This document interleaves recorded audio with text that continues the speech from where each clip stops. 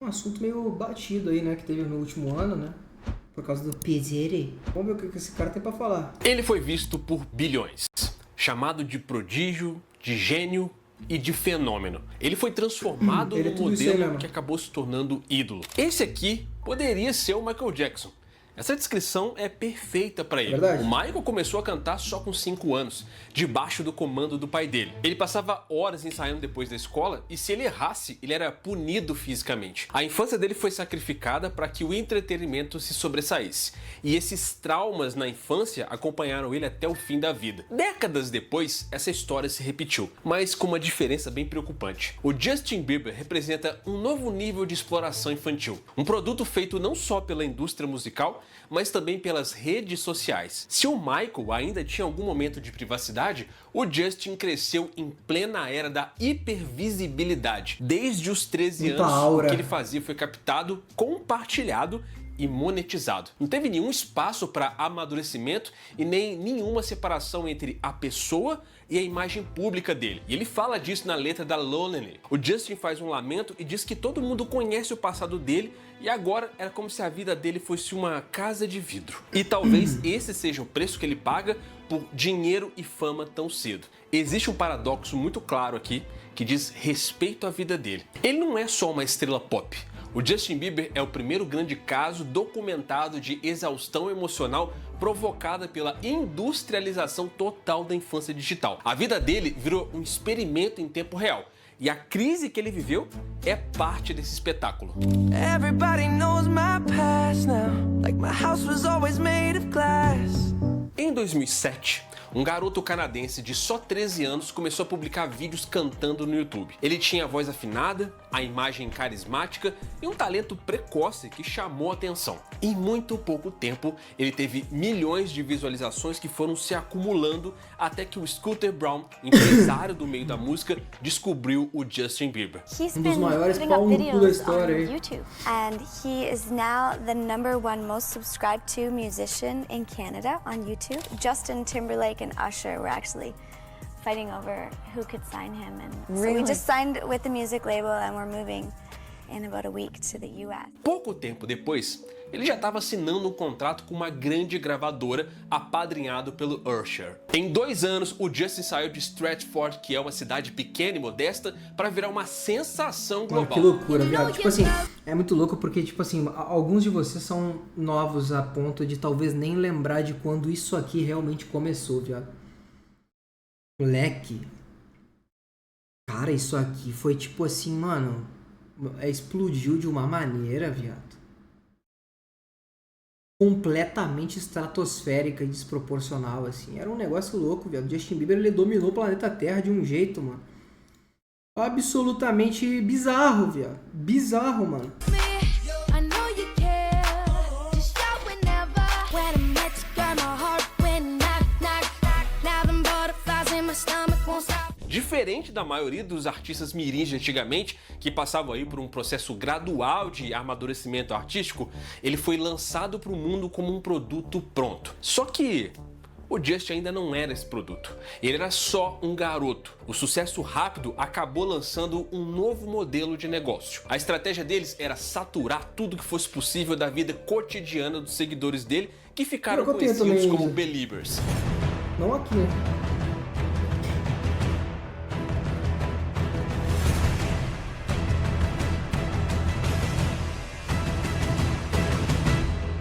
O Justin Bieber não vendia só disco ou ingresso para show, ele vendia tudo.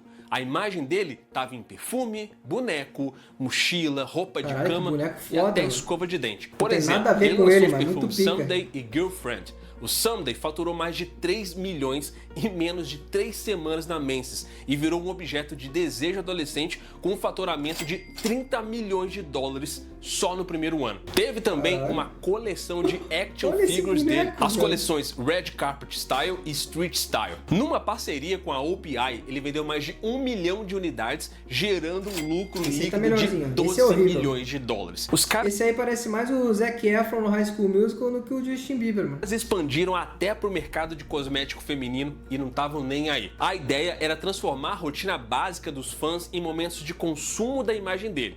Com 16 anos, ele já estava comandando um império de merchandising. Só que a adolescência do Justin Bieber virou um ativo comercial. A franja dele virou uma tendência. As coisas que ele fazia viravam GIFs. Os tweets dele ficavam sendo replicados por milhões de pessoas. Era uma exposição muito grande. I can't see any of my DMs, they come in too fast, because I follow all my fans, so... And I was like one of the first artists to... Isso é verdade, ele seguia muita gente no Twitter, It né? used to be, there was a mystery to the artist, but now there's like no mystery, it's like the fans want that connection.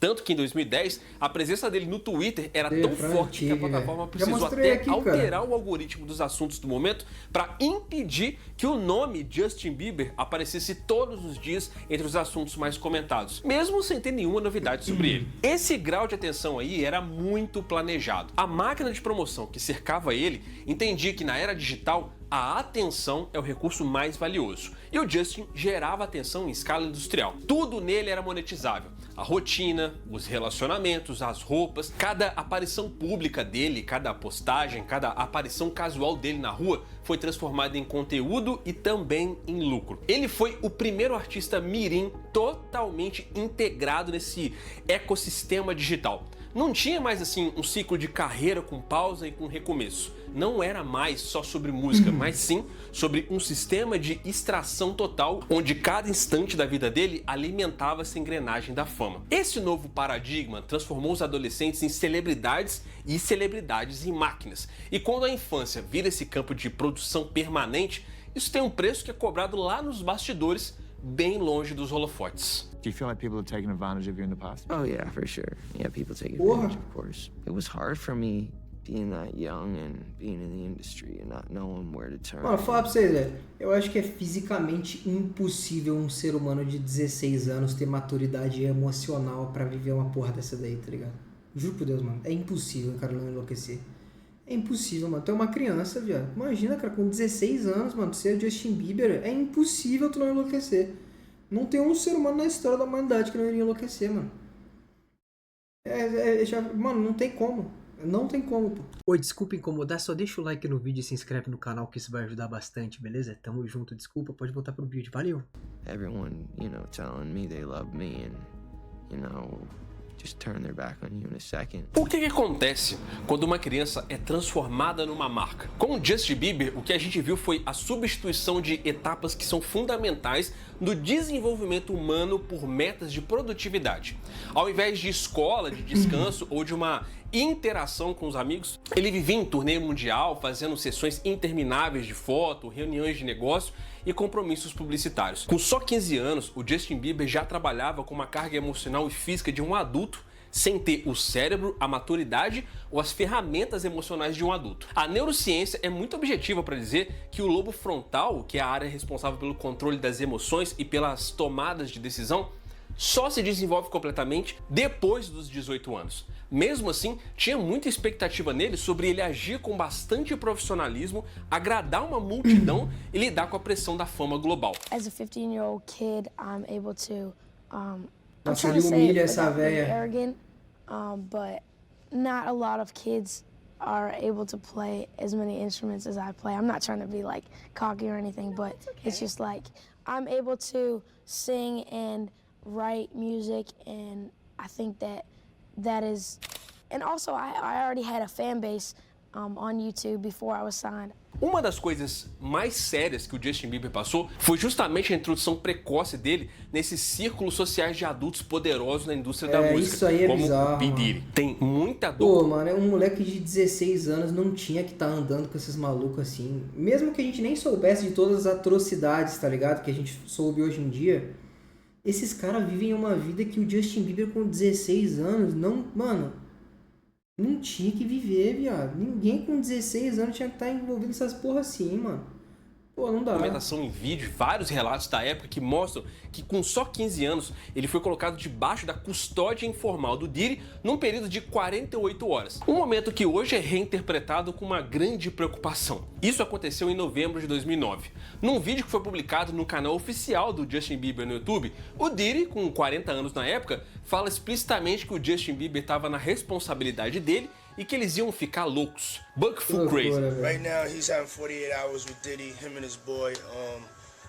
They're having the times of their lives. Like, I don't have legal guardianship of him, but for the next 48 hours, he's with me. So, poucas palavras são piores. Buck full crazy. Ele prometeu pro Justin muitos luxos como Lamborghinis e mansões, condicionando conseguir isso à chegada dele na maioridade, mas colocando ele na mesma hora numa dinâmica de ostentação e de gratificação adulta. Eu fui analisar isso aí agora para ter uma ideia melhor hoje em dia, e esse material mostra muitos sinais aqui de desconforto do Justin. Tem alguns momentos até que parece que ele aceita tudo aquilo no comportamento do Diddy, talvez até orientado por alguém da família dele que tinha interesse que isso aqui desse certo, respondendo que gostaria de sair com garotas quando ele foi perguntado sobre o que ele queria naquele fim de semana. What you want to do? What you want to do over the next 48 hours? 48 hours. Let's go. Let's just go get some girls. Let's go hang out with some girls. Man after my heart. That's what I'm talking about.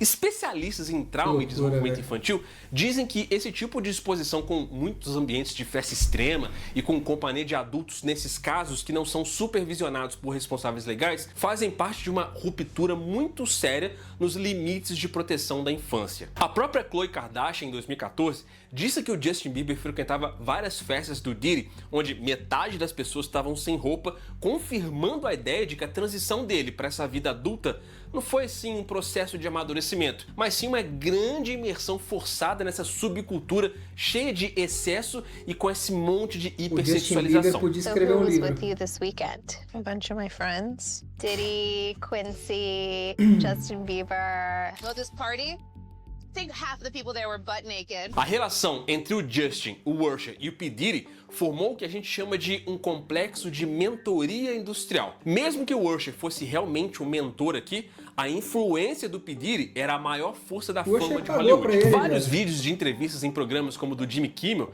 mostram Kimmel questionando o Justin Bieber sobre os presentes do Diddy, que na época era só um adolescente, e respondeu meio que se esquivando, enquanto o P. Diddy interrompia ele de um jeito meio possessivo, dizendo que nem tudo é pra todo mundo. Got me a Lamborghini. That's nice. I haven't gotten it yet, though. Yeah, I know. When is that coming, that Lamborghini? We talked about this last time. He had the Lamborghini for a day or two, and he had access to the house, and he knows better than to be talking about the things that he does with Big Brother Puff on national television. Essa dinâmica aí mostra uma estrutura de controle onde o Justin Bieber era simultaneamente um protegido, mas também um ativo confidencial, com várias e várias experiências que eram mais privadas, que eram monitoradas por personalidades de poder que lucravam com a imagem de bom garoto, enquanto mostravam a realidade complicada nos bastidores. Quem não lembra aí desse vídeo agora já mais recente, do Justin Bieber já adulto, parecendo que está sendo coagido pelo P. Diddy? Isso aqui no mínimo mostra um relacionamento longo e muito possessivo.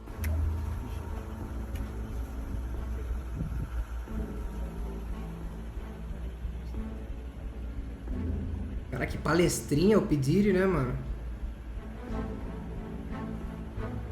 Os psicólogos dizem que esse tipo de exigência, quando é precoce assim, cria várias rupturas nos marcos de desenvolvimento e interrompe o processo de construção de identidade. No caso do Justin, não tinha um antes da fama que ele pudesse voltar. Ele ficou famoso antes de saber até mesmo quem ele era. Essa fusão entre a pessoa e o produto ficou muito pior na era das... Não ironicamente, mano, naquele vídeo ali existia muito um mundo dele tá falando assim, pô, tempo que a gente não se vê aí, mano. Espero que esteja muito bem, hein? Pô, gosto demais de ti. Sei o que lá, hein? Blá, blá, blá. Óbvio. Depois de todas as merdas deve ter acontecido. Mas naquele vídeo especificamente, a chance dele estar falando uma parada assim era enorme. Redes sociais. Diferente dos artistas de antigamente, o Justin não tinha nenhum momento de vida pessoal. A câmera para ele nunca desligou. A qualquer hora tinha um story, uma expectativa para ser cumprida, um conteúdo para ser feito. Ele não interpretava um papel para a câmera. Ele era mesmo o personagem. Os relatos das pessoas próximas dizem que ele era um adolescente que estava numa luta constante contra a própria fama. Ele se sentia perseguido, vigiado e incapaz de relaxar. The worst part about what I do is probably just people following me all the time, like always, like with the camera. Right, everybody, give him some space. Worried about this guy. Yeah, give him his space. All right, give him some space. Money.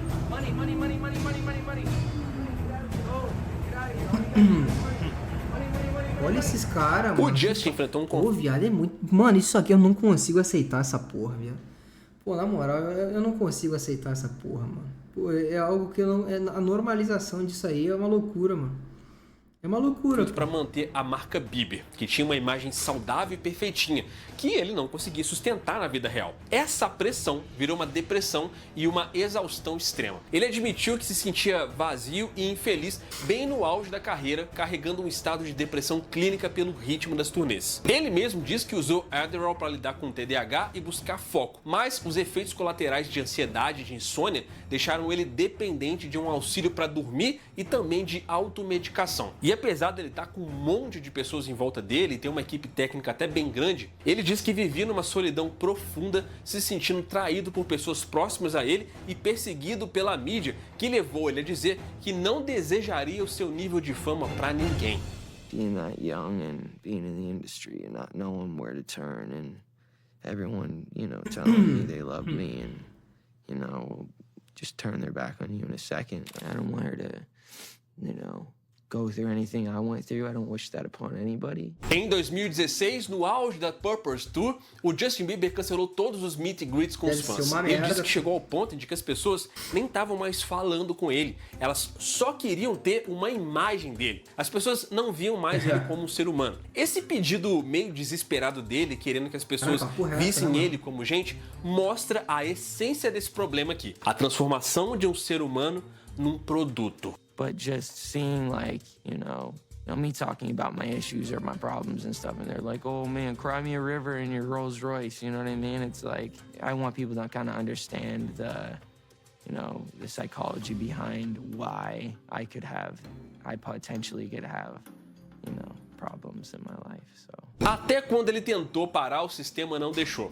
Em julho de 2017, ele cancelou os 14 shows finais da turnê. Diz que estava deprimido, sozinho e emocionalmente esgotado. Mas a imagem dele continuou rodando. Os paparazzi ficavam lucrando com as fotos que eles conseguiam tirar dele quando ele estava para baixo andando na rua. Os sites de fofoca ficavam publicando um monte de manchete mostrando essas crises dele. E as músicas continuavam tocando nas rádios. Na verdade, até as tentativas dele de melhorar acabavam virando notícia. Sempre que ele era visto saindo de uma sessão de terapia ou chorando com a própria esposa dele, as imagens disso iam se espalhando. Era como se nem o sofrimento fosse dele mesmo, como se até a dor dele fosse um produto para ser consumido e por isso muito rentável. Essa daqui é a lógica do capitalismo de atenção. Tudo que captura o olhar vira um ativo. Inclusive essa vulnerabilidade e todas as crises que ela traz. Entre 2013 e 2014, o Justin Bieber protagonizou vários escândalos que alimentaram esse ciclo da mídia de celebridade. Prisão, briga com fotógrafo, vídeo polêmico, tudo era acompanhado em tempo real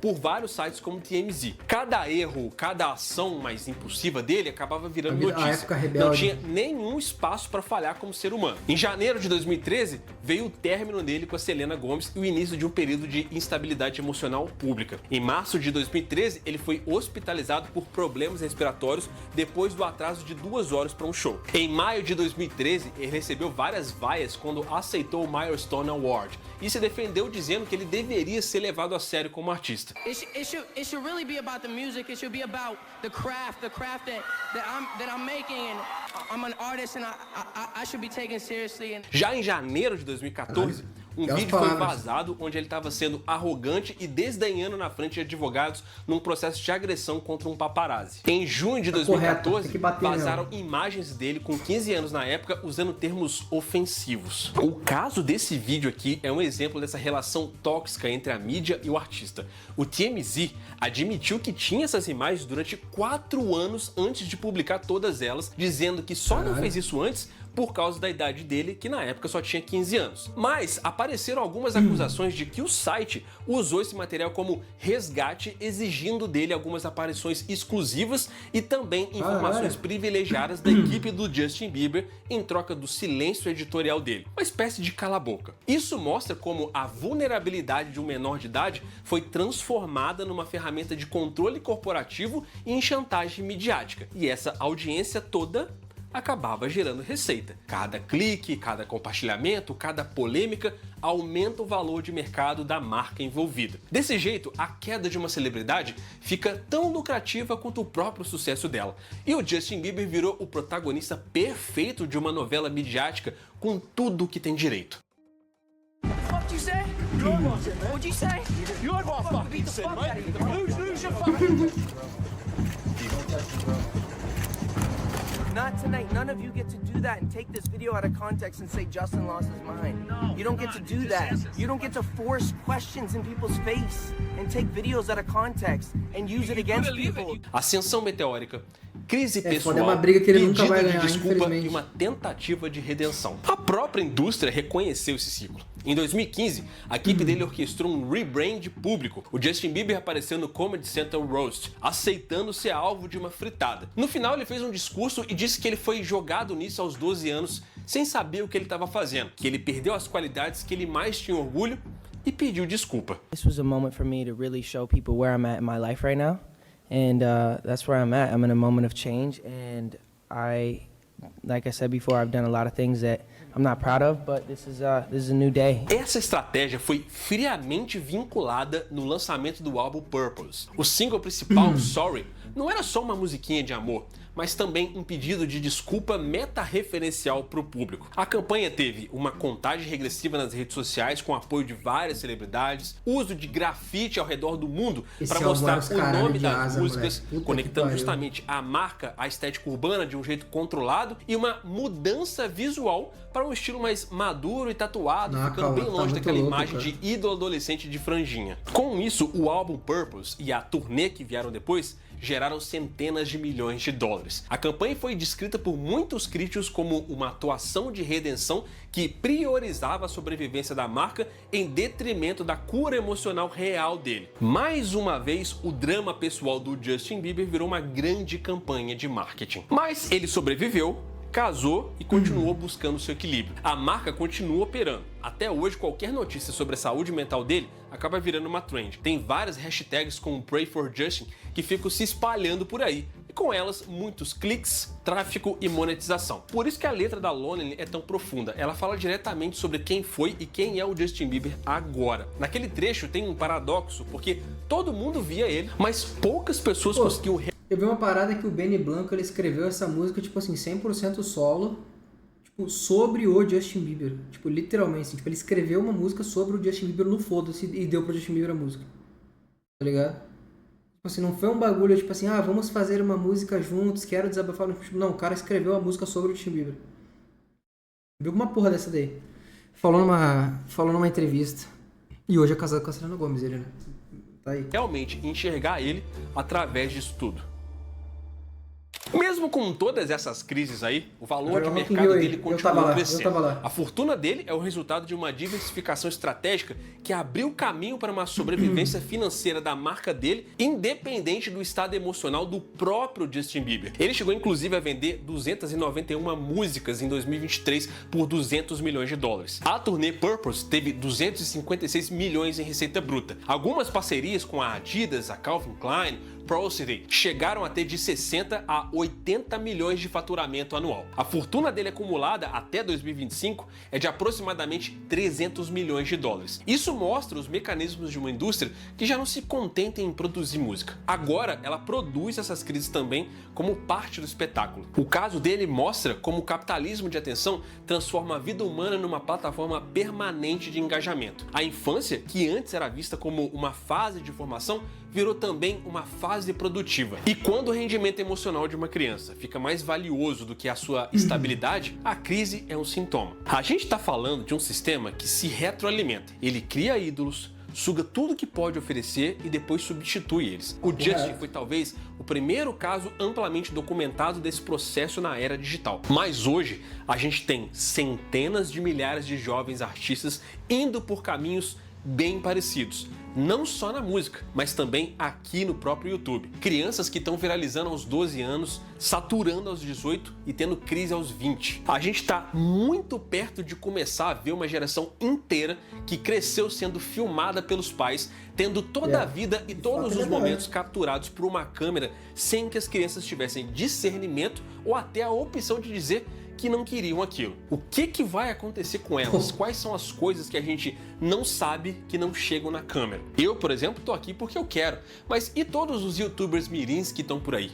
Como eles lidam com a pressão dos números, dos algoritmos, da queda de tendência, do crescimento que substitui eles por outras crianças. Num desabafo, o Justin Bieber chegou a perguntar se as pessoas já olharam as estatísticas de crianças que viraram estrelas e o que aconteceu com elas. São histórias de burnout, vício, depressão e abandono precoce. Mas o sistema continua. A maior falha do Justin Bieber não foi ter errado, foi ter crescido dentro de uma estrutura que não permitiu um amadurecimento de verdade. Uma estrutura que transformou pessoas em personagens fixos, que pede acima de tudo que esses personagens continuem sempre produzindo até quando ele já não tem mais força para continuar. O Justin Bieber conseguiu sobreviver, mas e os outros? E as histórias que a gente ainda não conhece? Tratar criança como um ativo de mercado é um perigo, e assim outras novas crises vão continuar sendo produzidas e consumidas bem na nossa frente. Se você gostou desse vídeo aí... Bom vídeo esse aqui, viu, velho? Papo reto, ele canetou.